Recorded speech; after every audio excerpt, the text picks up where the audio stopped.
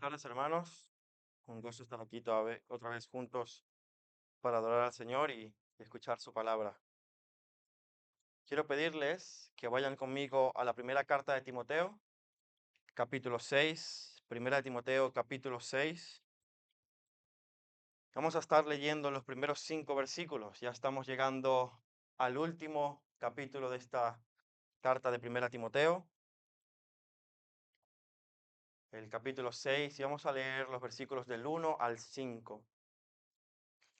Dice así: Todos los que están bajo yugo como esclavos, consideren a sus propios amos como dignos de todo amor, de todo honor, perdón, para que el nombre de Dios y de nuestra doctrina no sean blasfemados. Y los que tienen amos que sean creyentes, no les falten el respeto porque son hermanos, sino sírvanles aún mejor, ya que son creyentes y amados los que se benefician de su servicio. Enseña y predica estos principios. Si alguien enseña una doctrina diferente y no se conforma a las sanas palabras, las de nuestro Señor Jesucristo, y a la doctrina que es conforme a la piedad, está envanecido y nada entiende, sino que tiene un interés corrompido en discusiones y contiendas de palabra, de las cuales nacen envidias, pleitos, blasfemias, malas sospechas y constantes rencillas entre los hombres de mente depravada, que están privados de la verdad, que suponen que la piedad es un medio de ganancia. Vamos a orar. Amado Padre, te doy gracias por tu palabra, gracias por tu Santo Espíritu, y te rogamos que en esta tarde sea tu Espíritu Santo quien habla a nuestras vidas, que hable a nuestros corazones, a nuestras mentes, que nos ayude a entender las verdades de tu palabra y sobre todo a vivirlas y obedecerlas, que podamos salir de este lugar entendiendo que somos esclavos para tu gloria, que servimos al único Señor y verdadero Dios que es Jesucristo. Y ayuda, Padre, a que esta verdad que hoy vamos a aprender cambie nuestra ética de trabajo, cambie nuestra ética diaria y que podamos vivir la vida para tu gloria, trayendo honra y honor a tu nombre y no reproche. Sé exaltado tú en esta tarde, Señor, y que sea tu iglesia edificada en Cristo Jesús. Amén y amén. Sublime gracia del Señor, que a un infeliz salvó. Fui ciego, mas hoy veo yo, perdido, y él me halló. Este es probablemente uno de los himnos cristianos más famosos en toda la historia, que es cantado en todas las partes del mundo occidental. Fue escrito por el pastor inglés John Newton, quien tenía el deseo de expresar su experiencia de conversión hablando de la grande misericordia que él había recibido de parte de Dios y quien le había perdonado todos sus pecados, a pesar de cuán malvados estos eran. Quizás muchos no lo sepan, pero antes de ser un ministro del Evangelio, John Newton se ganaba la vida comprando y vendiendo esclavos. En su barco era capitán de un barco y cogía personas, hombres y mujeres de África, y las trasladaba, las transportaba en su barco todo el Atlántico para llevarlo hasta Europa y así venderlos como esclavos. Este hombre llegó a ser tan malvado que aún su propia tripulación lo despreciaba. Tan horrendos eran sus crímenes que aún su propia tripulación, los trabajadores suyos en su barco, tenían temor de él. Cuenta la historia que un día borracho cayó por la borda y la tripulación, en vez de saltar a rescatarlo, lo que hicieron fue lanzar un arpón que fue clavado en su cadera y subirlo de esa manera de vuelta en el barco. Este hombre cogió como consecuencia de esa herida toda su vida. Y después de su conversión, él decía que ese paso que él daba cojeando era un recordatorio de la gracia de Dios sobre su vida, que no dejó que ese criminal depravado muriera ahogado. Este hombre escribió uno de los himnos cristianos más hermosos que describe precisamente eso. Alguien que trataba de forma inhumana y despiadada a otros seres humanos que eran creados a la imagen de Dios para su propio beneficio, para su propia riqueza.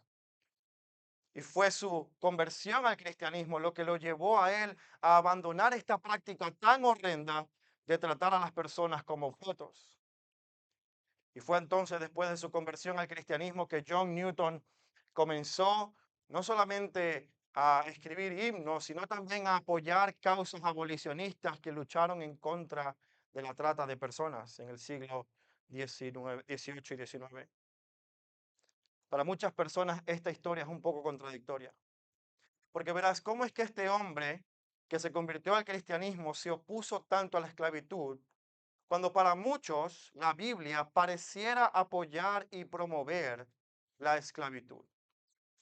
Hay muchas personas que dicen que el Antiguo Testamento y el Nuevo Testamento parece apoyar la esclavitud, porque la realidad es que la Biblia habla mucho acerca de los esclavos, pero nunca para prohibir la práctica de la esclavitud en sí misma. Y esta es una realidad.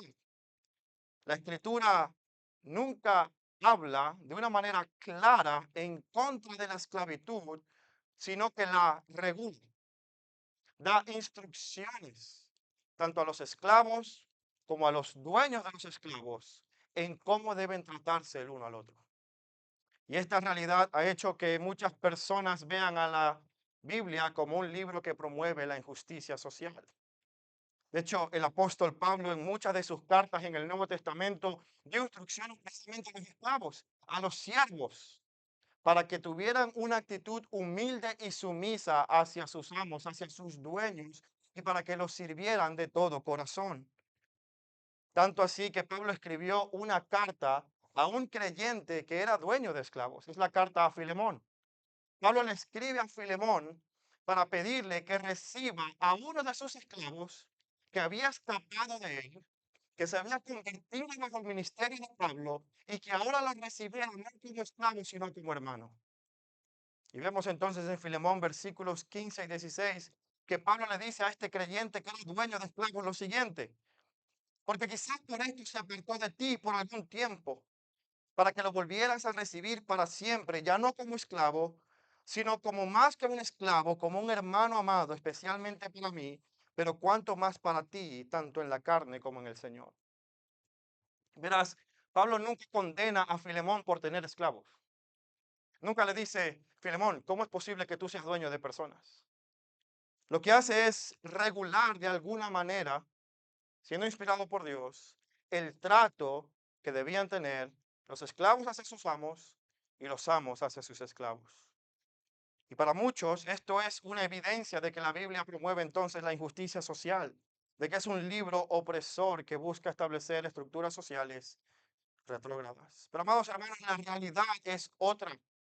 Y en esta tarde yo pretendo demostrar que precisamente la Biblia, en primer lugar, no está tan preocupada con las estructuras sociales y por eso no parece atacar a la práctica de la esclavitud como tal, sino que lo que hace es ir a la raíz del problema, al corazón del asunto, que es la corrupción moral que existe en el corazón de todo ser humano. Y cuando llegamos a 1 Timoteo capítulo 6, esto es lo que Pablo está haciendo. Pablo da nuevamente en esta carta unas instrucciones a aquellos que están bajo yugo, aquellos que son esclavos.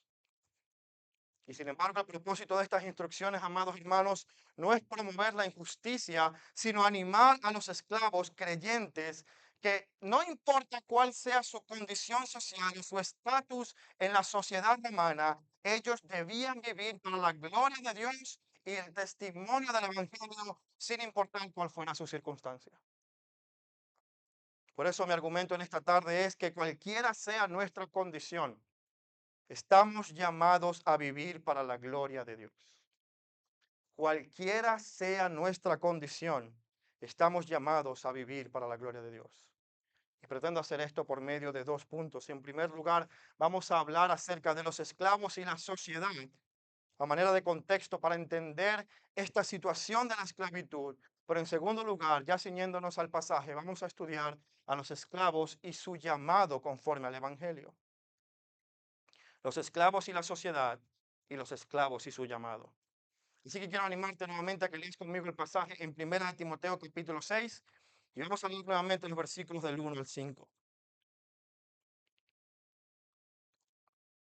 1 Timoteo capítulo 6, versículo del 1 al 5.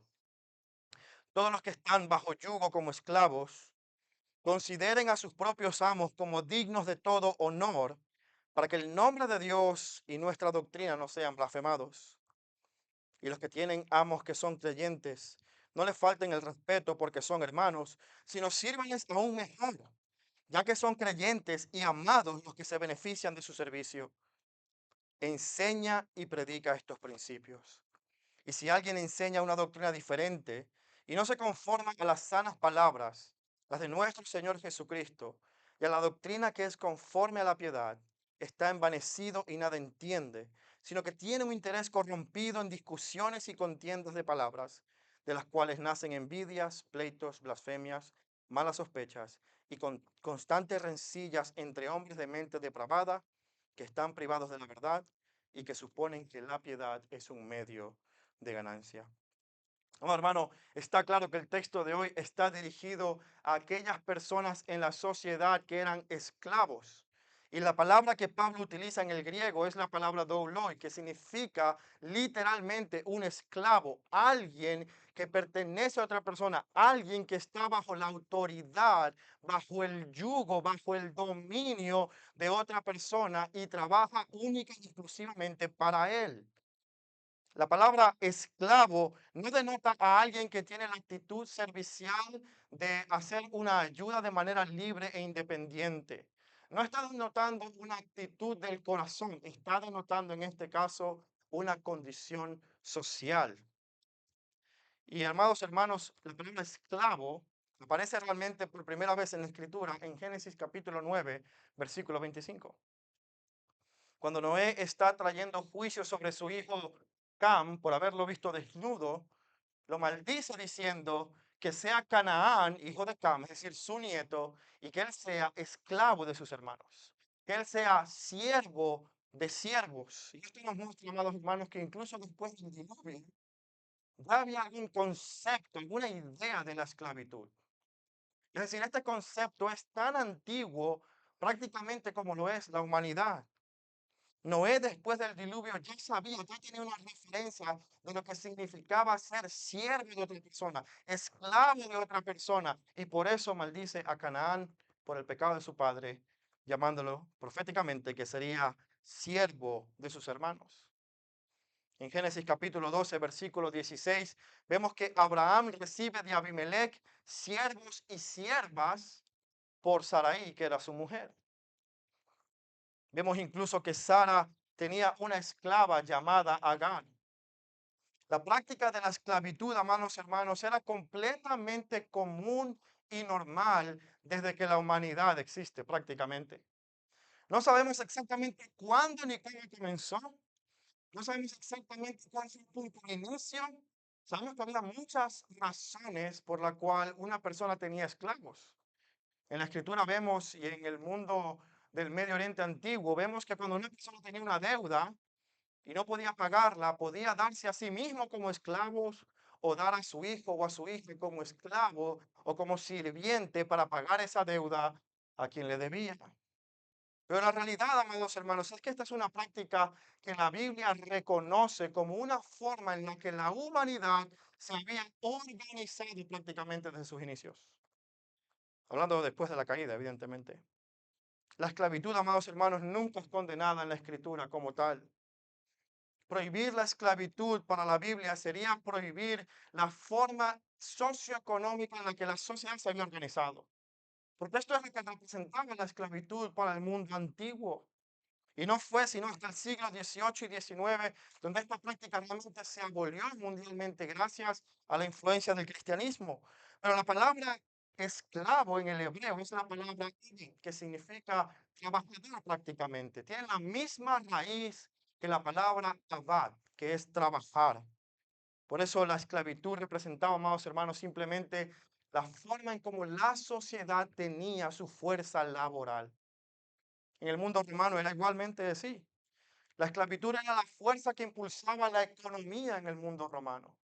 La esclavitud era casi todos aquellos trabajadores que mantenían a la economía funcionando en el imperio romano. Algunos dicen que un tercio de la población eran esclavos. Otros incluso afirman que por cada persona libre en el Imperio Romano, habían dos o tres esclavos trabajando. Y la realidad, amados hermanos, es que la Biblia reconoce este hecho.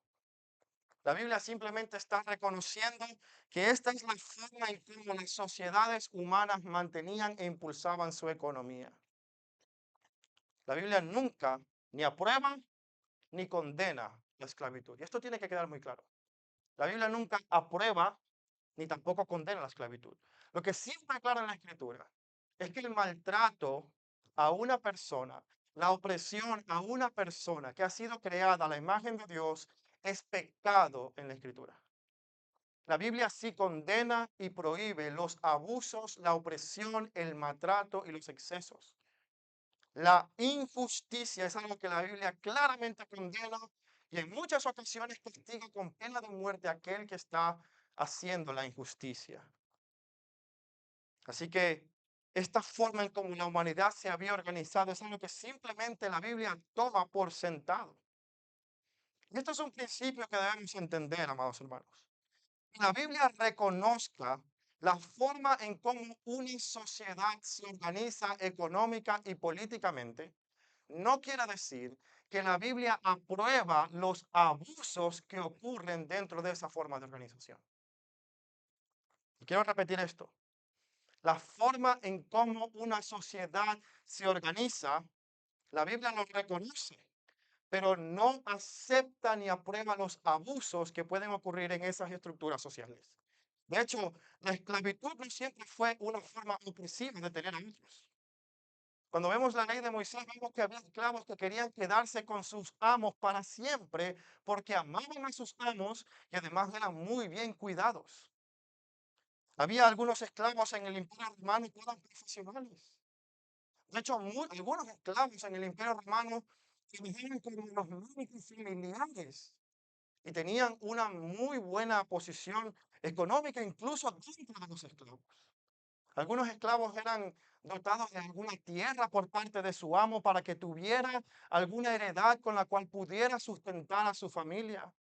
De hecho, algo que aprendí preparándome para este estudio es que algunos esclavos tenían esclavos.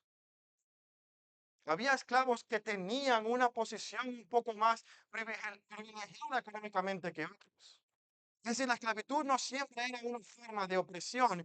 Y esto puede ser escandaloso para nosotros, y lo sé, porque la única esclavitud a la que tú y yo estamos acostumbrados es la que tuvo lugar en los Estados Unidos y aquí en Europa cuando se vendía y se comerciaba con personas que venían de África y se maltrataban. Cuando se les trataba como personas, bueno, no como personas, sino de forma inhumana. Y evidentemente esta es la esclavitud a la que nosotros estamos acostumbrados a ver, pero no es exactamente toda la forma de esclavitud que ha habido en la historia de la humanidad. De hecho, hoy en día, amados hermanos, tenemos muchas personas que trabajan como internos en los hogares. Muchas personas que trabajan como empleados domésticos. Esto son actualmente algunas de las formas de esclavitud que había en la antigüedad. Cuando una persona trabaja como interna, no tiene que pagar un alquiler, no tiene que pagar comida, no tiene que pagar servicios, porque todo lo recibe de la casa donde está trabajando. De esa misma manera, algunos esclavos tenían todas sus necesidades cubiertas gracias al cuidado de sus amos. Ahora es cierto que habían abusos y la Biblia reconoce esos abusos, no los acepta, eso lo prohíbe. La esclavitud en la ley romana era abusada porque la ley permitía a los amos que incluso pudieran matar a sus esclavos sin ningún tipo de juicio, de condenación, sin ningún tipo de consecuencia para ellos. Total, era su propiedad, podían hacer con estas personas lo que ellos quisieran. Pero debemos recordar, amados hermanos, que estas son las prácticas que la Biblia sí prohíbe. No es tanto la práctica de la esclavitud como tal, sino el maltrato y el abuso hacia otro ser humano que ha sido creado a la imagen de Dios. ¿Qué aprendemos de todo esto? La preocupación de la Biblia no es algo social, político ni económico. La preocupación de la Biblia es algo moral. Y amados, quiero decirte algo. Hoy en día ya la esclavitud ha sido abolida en todo el mundo. Pero ¿acaso no tenemos nosotros abusos e injusticias en los lugares de trabajo? ¿Acaso no existen sindicatos para velar por los derechos de los trabajadores porque hay empresas que abusan de sus trabajadores? Bueno, aunque la esclavitud se abolió, la injusticia y la corrupción humana sigue siendo expresada por medio de nuevas estructuras sociales. Y ese es el punto que está haciendo la escritura. O sea, tú puedes no tener esclavos, pero siempre vas a tener opresores. Tú puedes no tener comercio de esclavos, pero siempre vas a tener injusticia, porque el problema no es una forma de organización económica, el problema es la corrupción moral que hay en el corazón del ser humano. De hecho, aunque la Biblia nunca condene la práctica de la esclavitud de una manera clara, fueron los principios bíblicos los que impulsaron a hombres como George Whitefield, como William Wilberforce, a luchar en contra de la esclavitud y finalmente influenciar este continente al punto de abolir esa práctica para siempre. La Biblia, cuando se aplica correctamente, bajo el principio de que todo ser humano es creado a imagen de Dios y por lo tanto es libre, nos lleva a la consecuencia lógica de que la práctica de la esclavitud en sí está mal. Y por eso estos hombres cristianos evangélicos fueron los que lucharon en todo el mundo para abolir la esclavitud. Y no son el único ejemplo, en Latinoamérica tenemos otro. Un español puertorriqueño llamado, de apellido Vizcarrondo, Julio Vizcarrondo, luchó en contra de la esclavitud de las Antillas Hispanas. Un hombre protestante. Porque cuando estos hombres entendieron y tomaron en serio la palabra de Dios, se dieron cuenta que todo hombre y mujer es libre porque es creado a la imagen de Dios. Ahora, si esto es verdad, amados hermanos, ¿por qué entonces Pablo constantemente le escribe a los esclavos? ¿Por qué entonces Pablo constantemente se dirige a los esclavos para que mantengan una actitud humilde y sumisa a sus amos en la iglesia? Por eso decía que la historia de John Newton parece ser contradictoria para muchos. Pero de nuevo, amados hermanos, la realidad es la que ya hemos comentado. La Biblia no promueve la injusticia, pero tampoco se enfoca en la forma en cómo los hombres deciden llevar a cabo su economía. Lo que la Biblia le preocupa es la condición del corazón del ser humano. Y ya sea que uno sea esclavo, empresario, libre o trabajador, siempre podrá ser víctima de abuso e injusticia. Y ese es el punto de la escritura. La escritura nos está diciendo, mira, organízate de esta manera como si esa nueva organización fuera a garantizar la justicia. ¿Y sabes lo que garantiza la justicia y la equidad? Corazones transformados. Corazones transformados. El corazón es la raíz del verdadero problema. Hoy en día hay gente que ve corrupción en toda estructura social, en la familia, en las escuelas, en todos lados. Esa estructura promueve la opresión. Pero, amado hermano, no es así. No digo que haya estructuras que sean más beneficiosas que otras, seguramente que sí lo hay. Desde el punto de vista social y político, seguramente que sí. Pero desde el punto de vista de justicia y moralidad, el problema no es la estructura en sí, sino el corazón del ser humano. Y esto nos lleva a nuestro segundo punto. ¿Cuál es el llamado de los esclavos? Porque si bien es cierto que hay algunos hombres que expresan su maldad por medio de cualquier estructura social, también hay otra cara de la moneda que es gente que se siente oprimida por cualquier cosa. Entonces empezamos a ver corrupción en todas las instancias de la sociedad. Entonces un padre no puede corregir a su hijo porque eso es opresión. Un marido no puede ser llamado a la cabeza del hogar porque eso es opresión a la mujer. Entonces empezamos a ver injusticia en cosas que realmente no son injusticia. Porque de nuevo, amados, el problema no es de forma, es de fondo. Y la Biblia le da igual cómo tú te organices. Mira, puedes tener esclavos, pero si lo que reina en ese corazón transformado es la justicia, la benignidad, el amor, el respeto, los frutos del Espíritu, amado hermano, vas a ver que los amos tratarán con piedad y con benevolencia a sus siervos. Porque los siervos trabajarán de una manera digna para beneficiar y bendecir a sus amos. El problema no es la forma en cómo se organicen, el problema es cómo se tratan por lo que hay en el corazón de cada uno.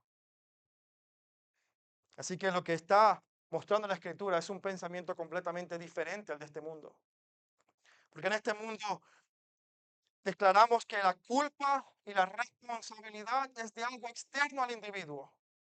Es decir, La culpa no es mía, sino de aquel que me oprime con su sistema. ¿Sabes qué dice el Evangelio? No, no importa cuál sea tu condición, tú eres moralmente responsable delante de Dios. No, porque con esto no queremos decir, y la Biblia tampoco dice que no haya víctimas de abuso real. Las hay. Claro que las hay. Pero aunque seamos víctimas, nosotros siempre somos moralmente responsables delante de Dios, incluso en la forma en cómo respondemos a este abuso. Por eso Pablo, ya así entramos en nuestro texto, cuando se dirige a aquellos esclavos, les hace un llamado que no es conforme a la filosofía de este mundo. Les hace un llamado que no es conforme al pensamiento del mundo, sino que les hace un llamado conforme al Evangelio. Y este llamado precisamente es a eso, a vivir para la gloria de Dios independientemente de cuál sea su condición. Y vemos en el versículo 1 del capítulo 6 que dice lo siguiente: todos los que están bajo yugo como esclavos, consideren a sus propios amos como dignos de todo honor. Y escucha bien, para que el nombre de Dios y nuestra doctrina no sean blasfemados, para que el nombre de Dios y nuestra doctrina no sean blasfemados. Estos esclavos que en el Imperio Romano eran una gran mayoría de la población y por lo tanto la gran mayoría de la población en la iglesia eran personas que pertenecían a esta condición social, a este estatus social de esclavitud. La mayoría de los clientes eran esclavos, como decir que la mayoría de los que en esta iglesia eran empleados o trabajadores de alguna empresa o quizás autónomos. Pero esta era la forma en cómo la sociedad se organizaba.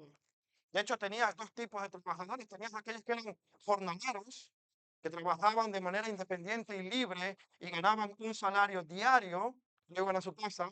O tenías aquellos que eran esclavos y trabajaban todo el tiempo para sus señores y por lo tanto vivían en la casa de sus señores.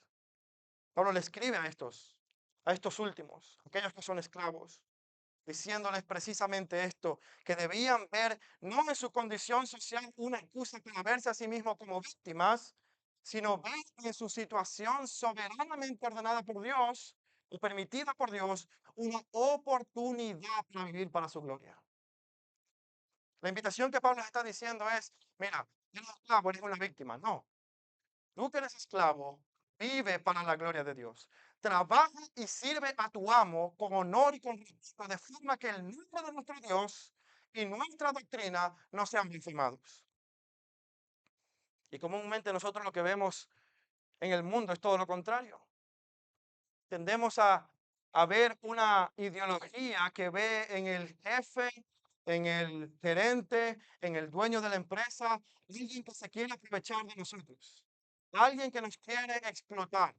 Entonces, de una vez, aunque somos cristianos, empezamos a sospechar y a juzgar a nuestros jefes y por lo tanto nuestra ética de trabajo está mucho más influenciada por el mundo que por el evangelio. Esto es lo que hacían los falsos maestros. Con estas filosofías contrarias al Evangelio, ¿sabes qué creaban?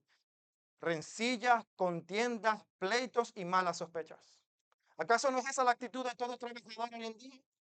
¿Acaso no es la forma en cómo vamos a la empresa y cada vez que mi jefe viene a darme una orden, entonces, o cada vez que me piden hacer alguna hora extra, ya siento que me quieren explotar y que quieren acabar con mi vida? Me veo entonces a mí mismo como una víctima, en vez de verme como alguien que tiene que trabajar para la gloria de Dios.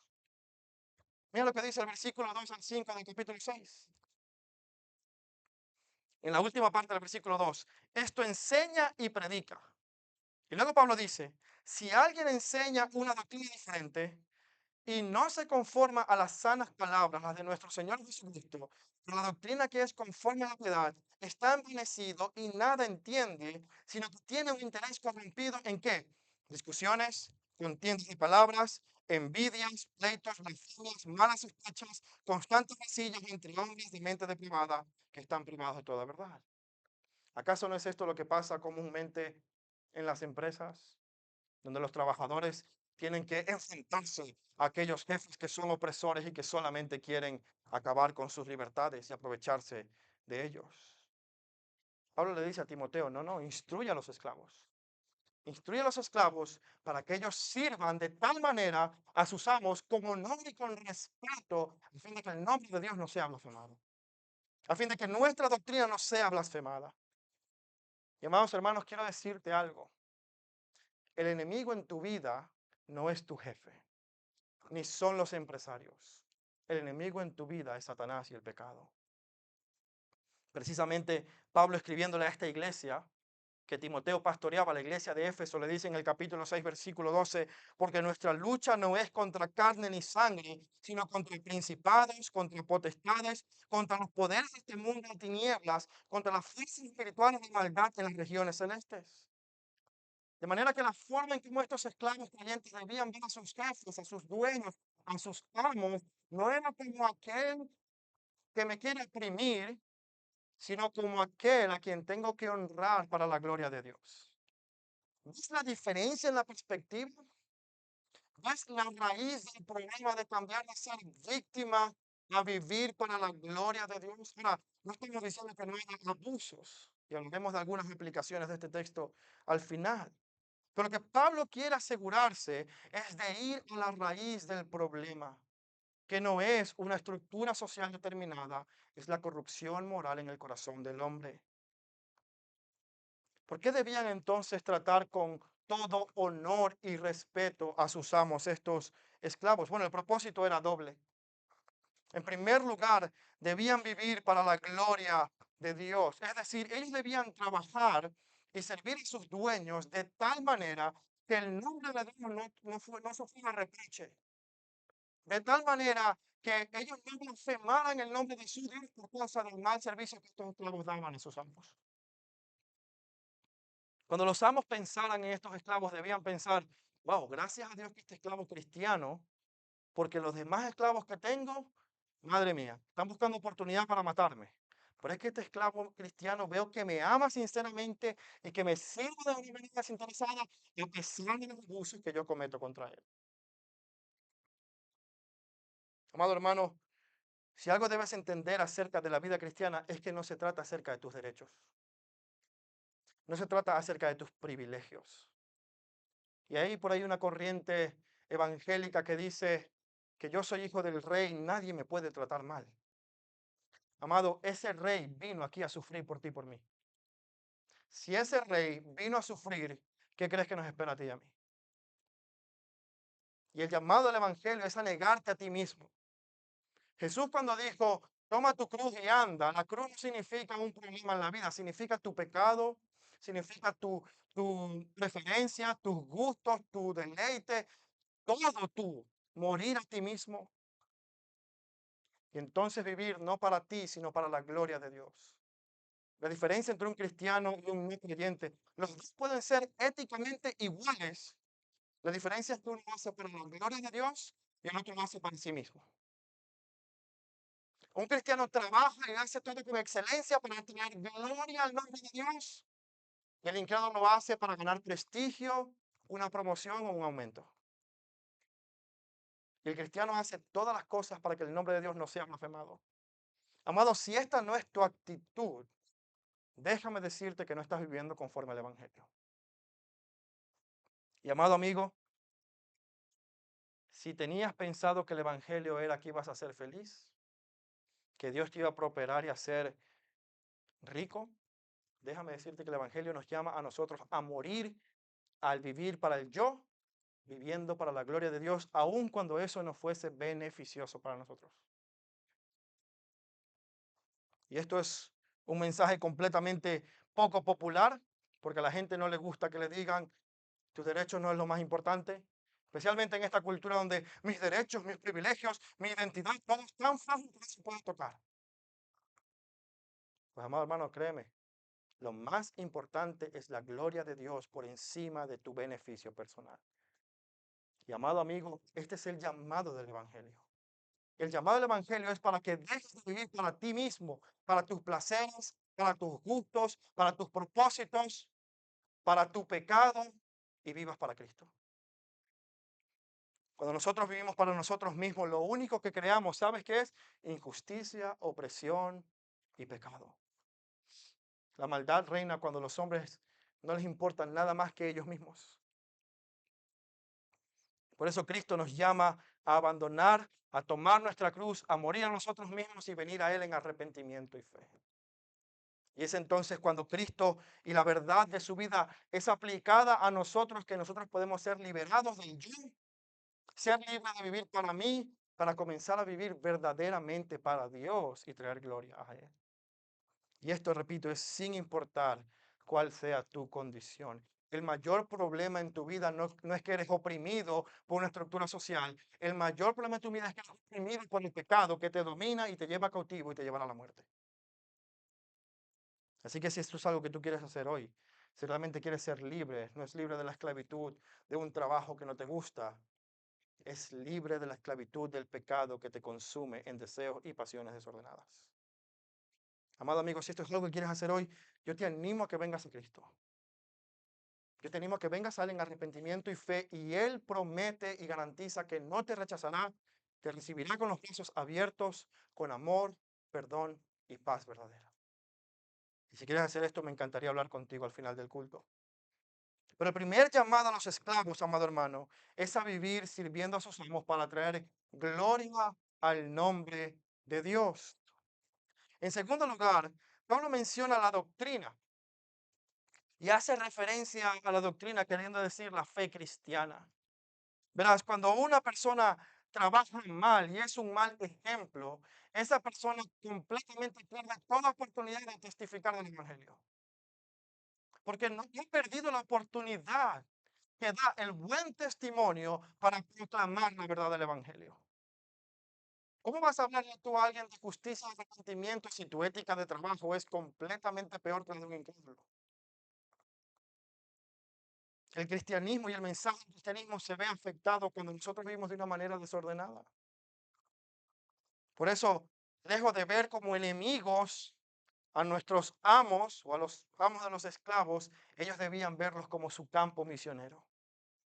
Debían verlos como aquellos que tenían necesidad del gozo y la paz que ya este esclavo estaba disfrutando. La ética de trabajo de los esclavos debía venir determinada por la fe cristiana y no por los movimientos y las filosofías que solamente creaban disensiones y rencillas. Es la gloria de Dios y la evangelización de los no creyentes lo que debe gobernar nuestra ética de trabajo. Pero en tercer lugar, amados hermanos, Pablo ataca otro problema en este texto. Y es el problema de que algunos cristianos, siendo esclavos, estaban abusando de la confianza que tenían con sus amos porque también eran creyentes. ¿Verdad? Pablo no llama al amo creyente y decir, mira, ya tú eres creyente, déjate de tener esclavos. No, le dice, amo creyente, trata bien a tu siervo. Trátalo con amor, con respeto, con dignidad, porque él ha sido creado a imagen de Dios. Pero tú, a tu amo, sírvele bien, especialmente si es creyente, porque entonces es un hermano en la fe el que se está beneficiando de tu buen trabajo. ¿Quién de nosotros no trabajaría para ver a nuestro padre y nuestra madre teniendo éxito, a nuestros hermanos teniendo éxito en la vida? Todos nosotros lo haremos y tenemos que hacer un sacrificio, lo haremos. ¿Cuánto más la familia de la fe? Este es el principio que vemos en este pasaje, en Gálatas 6:10. Pablo le dice a la iglesia, así que entonces hagamos bien y todos tengamos oportunidad, especialmente a los de la familia de la fe. El cristiano no vive para sí mismo. Es decir, mi propósito no es mi comodidad. Mi propósito no es tener suficiente tiempo para hacer lo que me gusta. Mi propósito es bendecir a los demás por medio de mi trabajo, especialmente si son clientes. Ahí se demuestra el amor los unos por los otros. Y por eso en el versículo 2 le dice, y los que tienen amos que son creyentes, no les falten el respeto. Sírvanos mejor aún porque son creyentes los que se benefician de su servicio. En todo el Nuevo Testamento Pablo hace este mismo llamado a los esclavos. Mira lo que dice Efesios capítulo 5, perdón, capítulo 6, versículos 5 al 8. Efesios 6, del 5 al 8.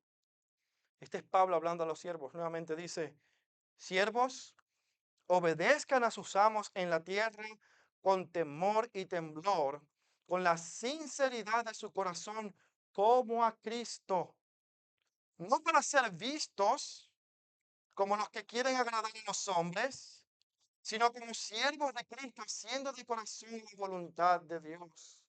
Sirvan de buena voluntad como al Señor y no a los hombres, sabiendo que cualquier cosa buena que cada uno haga, esto recibirá del Señor, sea esclavo o libre. Colosenses capítulo 3, versículos 22 al 25. Dice lo mismo. Colosenses 3, 22 al 25. Siervos, obedezcan en todo a sus amos en la tierra, no para ser vistos como los que quieren agradar a los hombres, sino con sinceridad de corazón, temiendo al Señor. Todo lo que hagan, háganlo de corazón como para el Señor y no para los hombres, sabiendo que del Señor recibirán la recompensa de la herencia. Porque a Cristo el Señor es a quien sirven. Porque el que procede con injusticia sufrirá las consecuencias del mal que ha cometido, y esto sin acepción de personas. ¿Sabes qué está diciendo la última parte de este versículo? Mira, si tú tienes un mal desempeño en tu trabajo, porque seas cristiano, Dios no está de tu lado. Y lo que dice este texto, que el que procede con injusticia sufrirá las consecuencias del mal que ha cometido, sin acepción de personas. Quiere decir que cuando Dios ve a un cristiano que trabaja mal, lo disciplina. Cuando Dios ve a un cristiano que ha cometido injusticia en su lugar de trabajo, entonces este cristiano, no por ser cristiano, yo hago injusticia, pero en el trabajo no importa porque Dios me tiene que proteger. No, amado hermano. ¿Qué teología tan mala es eso? Este texto dice, de Cristo recibirán la herencia, pero si proceden con injusticia, recibirán o sufrirán el castigo por esa injusticia, porque Dios no hace acepción de personas. En Tito capítulo 2, versículo de 9 al 10, nuevamente Pablo exhorta a Tito, otro joven pastor que estaba en Creta, y le dice, exhorta a los siervos a que se sujeten a sus amos en todo, que sean complacientes, no contradiciendo, no defraudando, sino mostrando toda buena fe. Escucha bien, ¿cuál es el propósito? Para que adornen la doctrina de Dios nuestro Salvador en todo respecto. Tu trabajo tiene un gran impacto en tu capacidad de evangelizar a tus compañeros de trabajo. Y si eso no lo sabías, pues bienvenido. Esta es la realidad. Nosotros los cristianos tenemos una teología del trabajo que se parece tanto al mundo que para algunos creyentes es chocante escuchar esto. O sea que yo no me puedo quejar de mi jefe. O sea que yo tengo que aceptar que el jefe me mande y quedarme callado con el tiempo. ¿Que dónde están mis derechos? ¿Dónde está mi dignidad? Amado hermano, no vives para ti, vives para la gloria de Dios. Este es el argumento que Pablo está haciendo en este texto. Le está explicando a los cristianos diciendo, no veas en tu situación ni a tu jefe o a tu amo como tu enemigo. Vive para la gloria de Dios. Sírvele con todo honor y respeto para que puedas dar gloria a Dios y que puedas evangelizar al no creyente. Vive de esa manera. Y por eso debemos recordar nuestro argumento de hoy. Cualquiera sea nuestra situación, estamos llamados a vivir para la gloria de Dios. La pregunta es, amado hermano, ¿cómo entonces hacemos esto de una forma práctica? Pues tengo 6 aplicaciones breves que quiero darte en este momento. Número 1, recuerda que trabajas para Cristo. Tu verdadero jefe no es el ser humano que tú ves todos los días. Sea bueno o sea malo, esa no es la persona para quien tú estás trabajando. Si eres cristiano, tú estás trabajando para Cristo. Por eso Colosenses 3:24 dice, es a Cristo al Señor a quien servís. En otras palabras, es para Cristo para quien ustedes trabajan realmente, no es para este jefe humano. Y te voy a decir por qué eso hace una diferencia. Porque tu motivación para trabajar bien no va a depender de qué tan bueno sea tu jefe contigo. Tu motivación para trabajar bien no va a depender de si tu jefe te consideró o no para un nuevo puesto.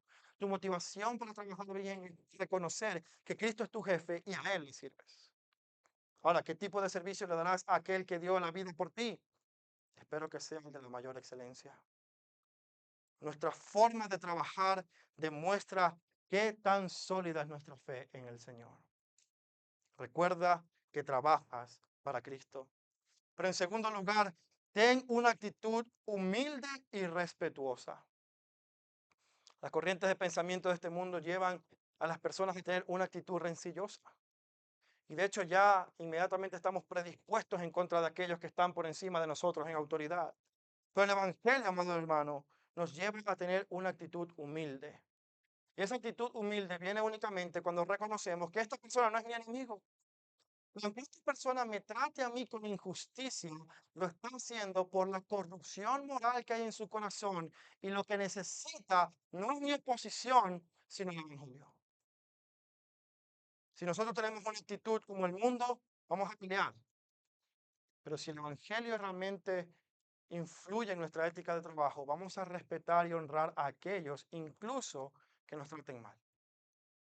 Y amado hermano, la realidad es que la mayoría de nuestros jefes a lo mejor no son tan malos. Y tú me puedes decir, no, pero es que tú no conoces a mi jefe. Amado, puedo no conocer a tu jefe, pero sí conozco a tu Señor. Y tu Señor sufrió toda clase de injusticia y mantuvo una actitud respetuosa y humilde. Y ese es tu llamado, imitarlo a Él. En tercer lugar, y esto, amados hermanos, por favor no me apedreen, no participes en chismes. Uno de los lugares donde hay más chismes, aparte de en la iglesia, es en el lugar de trabajo. Y muchas veces nosotros como cristianos, con querer congraciarnos con nuestros compañeros de trabajo, participamos en ese cotilleo acerca de otros. Entonces, empiezo a hablar como hablan mis compañeros de trabajo incrédulos que blasfeman el nombre de Dios todos los días. En vez de decir, no, no, mira, yo no hablo de personas que no están presentes. ¿Por qué? Porque tememos más a los hombres que a Dios. Porque tenemos el rechazo de los hombres en vez de la retribución que Dios puede tener contra mí como su hijo. En vez de confrontar a aquellos compañeros de trabajo, participamos de esas mismas prácticas. Número 4, evita la queja. Nada hay tan presente en el corazón del ser humano como la insatisfacción. Mira, nos quejamos por todo. Si no tengo trabajo, me quejo porque no tengo trabajo. Cuando tengo trabajo, me quejo porque el trabajo que tengo no me gusta. Me quejo porque mi jefe me pasa estas cosas. Me quejo porque el trabajo me queda muy lejos. Me quejo por el salario que me pagan. Me quejo porque tengo que trabajar el fin de semana. O porque me quejo por cualquier cosa. Constantemente nos estamos quejando. ¿Sabes qué significa la queja? Es decir, Dios, tú te equivocaste con la forma en cómo me estás proveyendo. Eso es la queja. ¿Tú crees que la queja es contra tu trabajo? No. Tu queja es contra el Señor. Cuando el pueblo de Israel se quejó contra Moisés, ¿qué dijo Moisés? Pero si yo quién soy. Es Dios quien está proveyendo el maná. ¿Acaso yo estoy haciendo producir el maná? ¿Y qué dijo Dios? No es contra ti, Moisés, que se están quejando, es contra mí, porque yo soy su proveedor. Si queremos trabajar para la gloria de Dios, lo hacemos con un corazón agradecido y no quejumbroso. Agradecido porque Dios es quien nos está proveyendo. Agradecido porque Dios es quien nos está manteniendo y a lo mejor puedo ser una luz en ese lugar de trabajo. Número 5, y esto es muy importante, amados hermanos, porque si bien es cierto que la Biblia no condena la esclavitud, tampoco hay que caer en el exceso y en los extremos que en la historia de la iglesia hemos caído. Así que el número 5 es procura, y entre paréntesis, no te obsesiones, simplemente procura un cambio de circunstancias. Cuando Pablo habla acerca de los esclavos en Primera de Corintios capítulo 7 versículo 21, le dice a los esclavos, ¿fuisteis llamados siendo esclavos? Es decir, ¿te convertiste al cristianismo siendo esclavo? Le dice, no te preocupes. Aunque si puedes obtener tu libertad, prefiérelo. Es decir, procura tu libertad si puedes. Habían maneras legales en las que los esclavos podrían quedar libres en la ley romana. En el Antiguo Testamento, en el año del jubileo, todos los esclavos en el séptimo año quedaban completamente libres.